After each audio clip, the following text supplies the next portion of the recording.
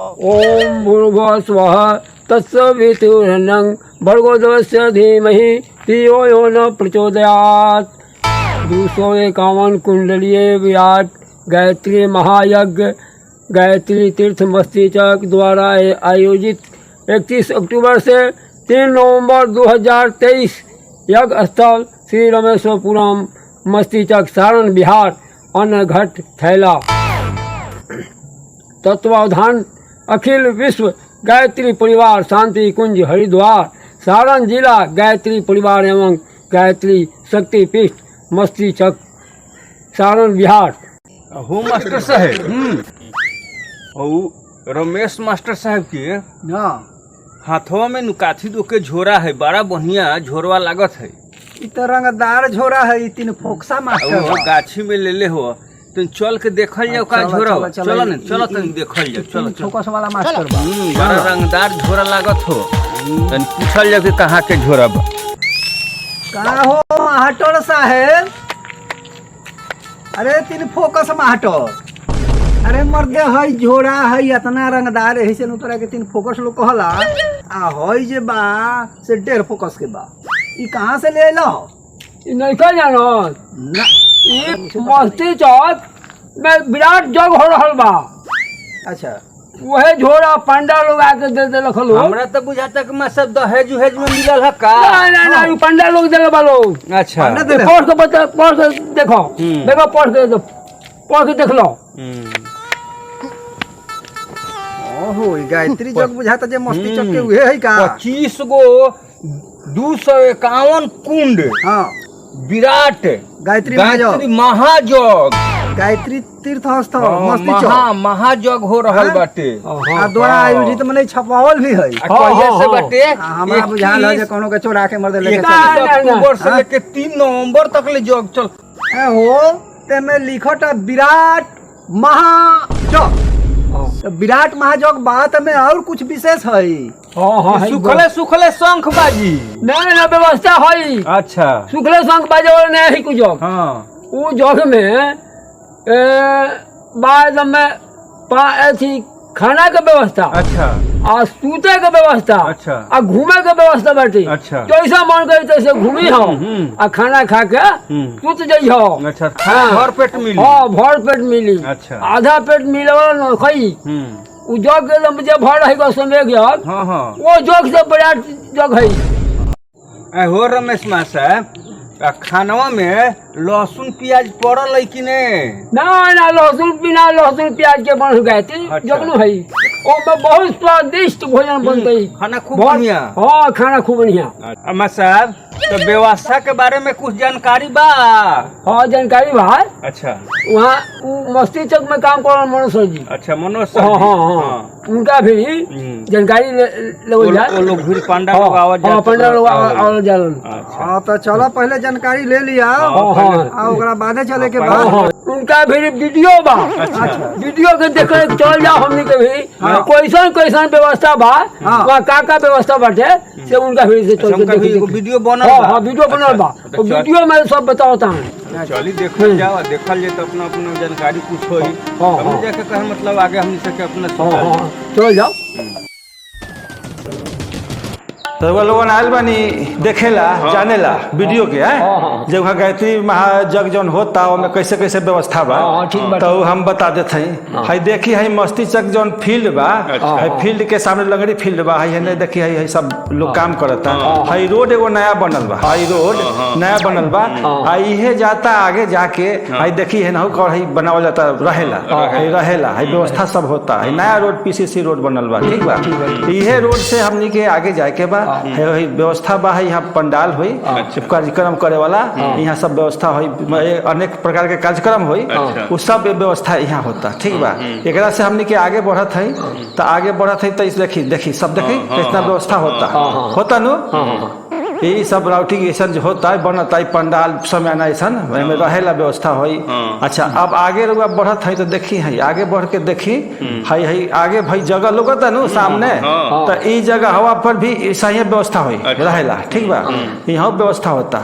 अच्छा अब आगे बढ़ी रुआ है रोड पा अभी हमने आगे ढलाई बाकी भाई देखी है जगशाला लोकता कितना बढ़िया जगशाला बनू है जौन लोकता है जौन है ऊपर से शेड लोकता ई बनी जहाँ कार्यक्रम हुई सांस्कृतिक कार्यक्रम हुई।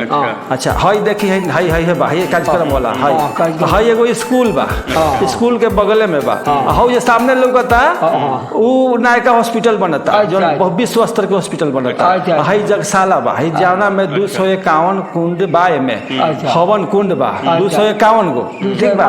अब हमनी के हिंका से बात कैले हैं ई बतैले बारन कि कैसे कैसे का बा 11 तला 14 तला नहीं 11 तला ठीक बा 11 मंजिल बा है 11 मंजिल बा ये लोग बतैले बा हमरा के 11 मंजिल बा 11 मंजिल के हमनी के अथी करके देखा इतना दूर भर में कहीं जग नहीं भल जो यहाँ ई जग होई अश्वमेघ जग एकरा के मानल जाता अश्वमेघ अभी तक कहियो नहीं भल उ हो जाता ठीक बा।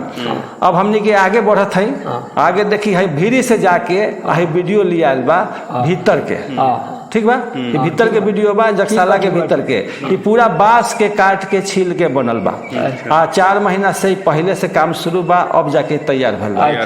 अच्छा ये देखिए बीच में लोगता नु ये हवन कुंड बा जहाँ हवन हुई ये गिनती कल जाए तो 251 गो बा कितना बा 251 गो बा। हाँ हाई देखी भीतर के सीन बा ये अभी लोग काम करता 31 तारीख तक पहले एकरा के तैयार कर देवे के बाद तो ओकरा बाद और नजर आई अभी तो काम होता है ऐसे अभी के वीडियो में हमनी के लिए ले आयल बानी ये देखावेला समझावेला ठीक बा।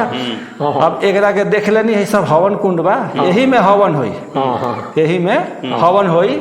अब थोड़ा सा हमनी के आगे बढ़त है ये पूरा हम दिखावे की कोशिश कैले बानी आई एकरा के देखी कितना बढ़िया लगता जब सज जाई तो और बढ़िया लगी ठीक बा। ठीक बा ठीक। अच्छा ये देखी दूर से लिया बा फोटो और भीड़ से लिया बा फोटो ये वीडियो में देखावल गल बा लोग के समझावेला कि भाई कैसे होता जग ठीक बा।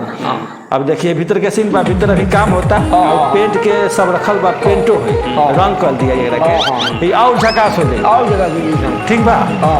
अच्छा अब चलिए आगे रुका के हम देखावत हैं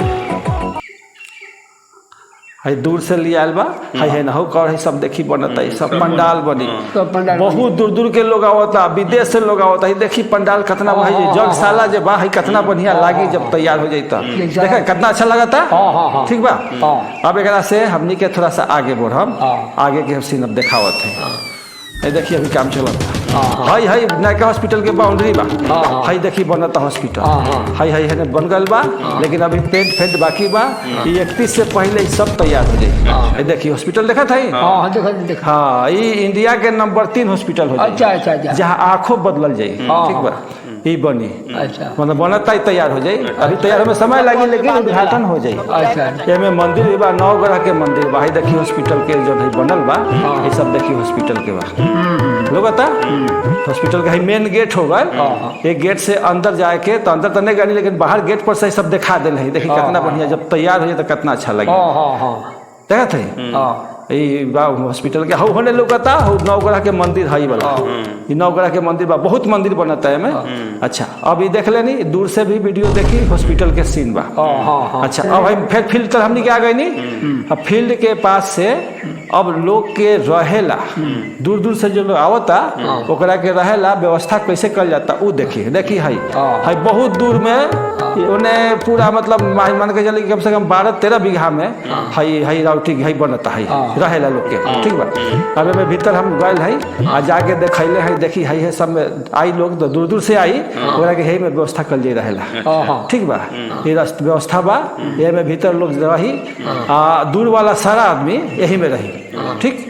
अच्छा एक बाद देखी बहुत दूर तक बनल बा बहुत दूर तक मैं अथी चली खाए ला व्यवस्था भोज खाए ला मतलब लंगर हुई बन के चली के प्रसाद वो 3 जगह बनी 3 जगह एक जगह में 1500 आदमी बैठी एक बार में ठीक बा वो व्यवस्था होता है में रहेला आ खाए ला सब व्यवस्था ही में हो जाए ठीक। अच्छा एक बाद देखी कितना बढ़िया लगता है जब तैयार हो जाए सब मतलब 22 गो पंडाल गिरल 22 ठीक देखा था 22 गो पंडाल ऐसे ऐसे गिरल बा, ठीक बा।